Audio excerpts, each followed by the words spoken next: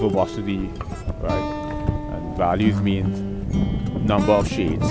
Two values mean two different shades, right? And if you look at the ocean, it's two shades, light shade on the upper part of the line if you look into the two-dimensional surface. And then you have the dark aspect of the line, which is below.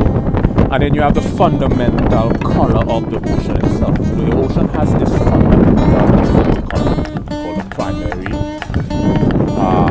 The child is, why does he act like a child?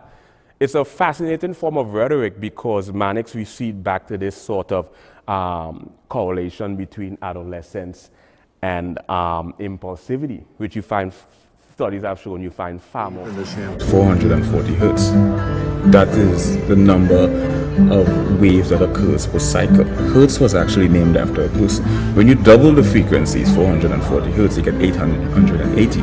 So you have a higher frequency, right? But it's the same sound.